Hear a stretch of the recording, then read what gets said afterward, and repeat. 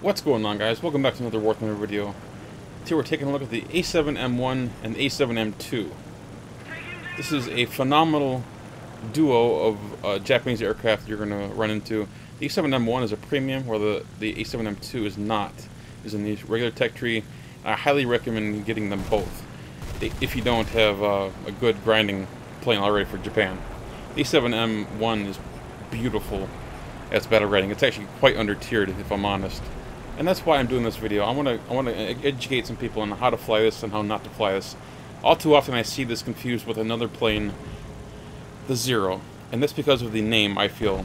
The A6Ms and the A7Ms, they sound so similar, so why not fly the A7s just like the A6s, right? The A6s are much lighter, much more maneuverable. They're both energy fighters. This is an energy fighter, just to be straightforward. This is not a turn fighter. It's agile, but not as agile as the A6Ms. If you're not entirely familiar with the A6Ms, here's the A6M3 with a custom skin that I've got on. Watch how agile this is as I dogfight this P-38. It's just so lightweight, so nimble. It's like a circus plane.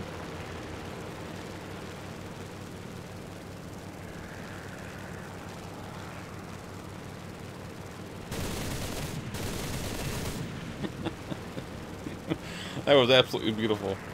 And that's something you're going to be able to do quite a bit in the A6Ms. The A7Ms, however, are a little bit more challenging in the sense that they aren't as agile, but they are much more powerful. They have far more powerful engines. The A7M2 has a little bit more power than the A7M1 engine. That's really the only difference between the two, other than, of course, the A7M1 is a premium, and you get premium rewards. Other than that, then they're the same vehicle. The aircraft comes with two 20mm cannons and two 13mm machine guns, with enough ammo to take down just about every single aircraft in the game. Honestly, it's amazing how much ammunition this plane comes with. As far as ammunition type, I find stealth works pretty well, but my preference is universal for the 13mm and tracers for the 20mm. One of my favorite aspects about the A7M1 and A7M2 is put on display in this clip right here, where I'm up against a Yak-3P, a very powerful Soviet fighter. It's not just the ability to dive, it's the maximum rate at which you can fly before your plane comes apart that proves very important in a fight like this. I know my plane's limits, just a matter of does he know his plane's limits. My plane can travel at over 100 kilometers an hour faster than his, and there goes his wings. It's one of the great equalizers against the Yaks. Its top speed is just amazing. Goodbye. So if it can dive, can it turn? Well, I already talked a little bit about turning. It's not quite as agile as the A6Ms, but can it maneuver up with a P-47? Keep in mind, this is a very old clip. This was up against the P-47 when it was overperforming. And this was actually one of my first battles with the A7M. Here he comes. I turn inside of him, just roll, trying to avoid those nasty tracers. Come just over top of him. Got a nice little scissors with him. I also reduce my throttle, then pick it right back up after he overshoots. And just wait for him to come in front of my guns and open fire. Just get a hit. But that's okay. I've got control of this fight. Nothing he can do at this point. Smoking from the engine. No, I've got him. This is over. It's just a matter of dropping down on top of him. It would take me a couple of minutes to eliminate him because he was pretty fast. But let's fast forward to another guy a little bit later in that very same match. Up against the Lightning, P-38 Lightning. Beautiful plane, great energy fighter, very agile. But you can see this just a little bit better. The inverted gold wing design on the A7Ms is just beautiful. Makes for a plane that is absolutely a dream to fly. It just loves to climb. It doesn't stall up very quickly, and it just makes for just a look at that. I mean, that was just beautiful. Could not have gone much better. Took a little bit of damage, but it was pretty superficial. As far as the ability to climb, the A7M matches just about everything you'll face. Just a matter of how you actually climb. What I do is I make sure that I'm at a very high rate of speed when I engage my planes, or my enemies, as you can see here against the P-47. When I pull up over the P-47, he doesn't have the speed to come up after me, because he was still in the climb. Whereas I had leveled off, I had plenty of airspeed, I could come right down on top of him and blow him out of the sky. I've done this a lot of times. It's remarkable how successful you can be with this maneuver. Remember, you don't have to climb at a specific angle or at a specific airspeed. Just when you engage your opponents, you just want to be really fast. And here, the Spitfire, he's going to try to come after me, but he doesn't have the ability to catch me. He's just far too slow. Let's use that method again. Here we are on New Guinea against a Spitfire. He's decided to climb right at us. So I'm going to fake a head-on. I'm going to roll over, put it into a little bit of a dive, go right at him, fake a head-on to bait him up, to force him to come up after us, because he was greedy. And now we roll over and we punish him. He stalled himself out, he's trying to roll away, but he just doesn't have the speed. And I don't care what Spitfire it is, most of them cannot come up after you like that. This is a common mistake I see Allied pilots make on this map. They don't climb off to the sides, either left or the right. They come right up after you. And I've killed probably 800 aircraft doing this simple maneuver. It's astonishingly simple, and it's something everyone can do with this plane, or most other planes actually. And here's another Spitfire. This one's decided to climb. He's smart, but I've separated him from the herd. I've flown away from his friendlies so that I could get a one-on-one rather than a one-on-two, for example. I'm just trying to bait him away, getting my speed up so that I can turn around and come after him. Remember, this is not A0. You cannot turn fight a Spitfire. You have to use energy fighting. So how are we going to energy fight a Spitfire at this altitude? I'm going to use his eagerness to kill me to his demise. I'm going to play him just like I did with A0. Remember, I fought the lightning. He overshot just like he overshoots me here. All that speed that I was picking up when I was going into a dive, I lost that when I pitched up to go up after him. Most of his maneuvering was actually a dive and a very short climb. So he had so much more speed than I did, so much more energy, that I was able to stay behind him and take him out. He lost track of where I was, and that was one of the easiest kills that you'll ever see. A little bit later in that match, we find another Spitfire. There's just Spitfires everywhere in this match. We find a Spitfire just took out our teammate. So we chase him and nearly ram him. That was close. That was so close. It would be very tempting to immediately turn right back around and try to turn fight him. But with this rate of speed, you would lose that turn fight so unbelievably quickly, because the Spitfire has a low amount of energy. He would be able to turn inside your turn radius and would be able to take you out. So instead I extend over this harbor, which is a little bit dangerous. I got a lot of flak coming after me. Then I lose some speed by doing this little loop. He comes up after me. I turn to the left to avoid any possible shots that he doesn't actually end up firing.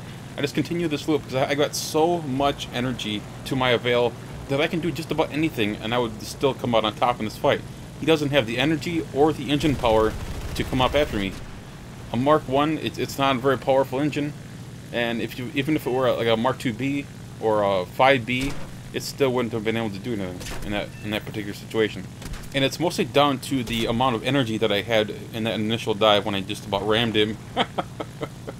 I just had so much more energy than him. What about the Russians? A lot of people ask about the Russians. You know, how good are they? The Russians, or the Soviets, depending on your terminology, are terrific. They have excellent maneuverability. They have excellent energy fighting capabilities. They have excellent guns. Everything is really good about them except for their high altitude performance. See, I stalled out this LA-5, come right back down on top of him. If my aim had been just a little bit more accurate, I would have been able to take him out. Instead, I overshoot him a little bit. He comes right around on my tail. You can see he's got excellent engine performance, but thankfully my teammate is right there for me. A7M2 takes him out, cleans off my tail. Excellent work. Had he not been there, I probably would have gone into a dive to create energy, to create separation, and eventually turn that energy into altitude, and then come back down on top of him. A little bit earlier in the video, I showed you a maneuver against P-47s against Lightnings and Spitfires. We're going to do the same thing here against the Soviet I-185. I lower my nose and then pitch it straight back up so that I can come right back on down on top of him.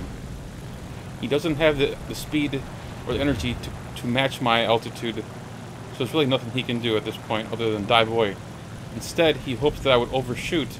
In fact, there's no way. I don't have that much energy, so I just slide down on his tail and take him out just as easy as can be. And speaking of easy, here's a little engagement against the Yak-1B, a phenomenal little energy fighter, very maneuverable. I can't quite get my gun on target on this guy. He's just so maneuverable. But his problem is he's got too much energy. So much so that it impairs his ability to turn inside of me. And allows me instead to get guns on target eventually and take him out. Very simple. Sometimes having too much energy is a problem, and that's something you have to find a balance on when you're energy fighting.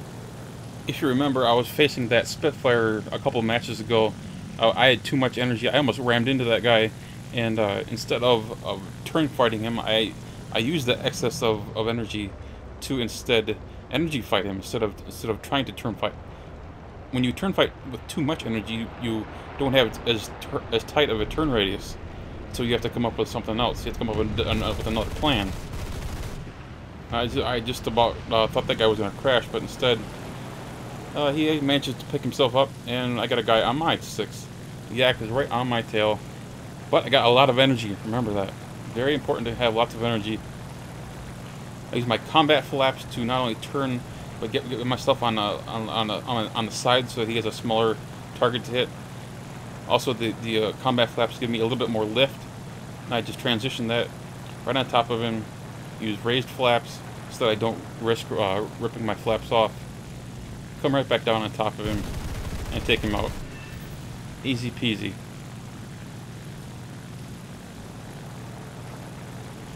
Here we find ourselves up against an American Zero, a little traitor on our hands. After missing my first attack, I simply use my speed to get away from him, gain altitude, because I know there's no way he's going to be able to catch me. Unless, of course, I go right on top of him like this. This is where I get a little closer than I would have liked, but I use my combat flaps to not only gain a little bit more lift, but I tighten my turn, come right back down on top of him, and take him out of the sky because he's stalled himself out effectively. Again, just using the same sort of ideas that I've been talking about most of this entire video. This is an energy fighter, not a turn fighter. But once you get a good understanding for how this plane flies, you'll actually do better in the Zeros, believe it or not, if you use the same sort of principles. Even though the Zero is known as a turn fighter, it's really, I consider it more of an energy fighter that just so happens to be really maneuverable. That's the way I look at it. I don't consider it to be a turn fighter, because a turn fighter label tends to get people to do some silly things. So use it as an energy fighter that just so happens to be maneuverable. You don't have the same horsepower as you do in the A7M or A7M2, but you still are in a very good plane in the Zero. But the same sort of mechanics that I talked about do work out. I wanted to get this boomerang, but he ended up taking out my teammate before I could get down to him. And I don't want to give up all my altitude and waste all of my energy on that one boomerang. I want to instead go after the Spitfire, who is trailing my teammate. So do a turn that's a little bit more sharp than I would have wanted in retrospect. But I want to quickly transition all the energy that I had into altitude and get this guy. The boomerang is not a threat to myself. He's not really a threat to anyone else. So I'm just going to leave him be. Instead, I'm going to go up here and work on the Spitfire. I got an ally just above me. He's also going after the Spitfire.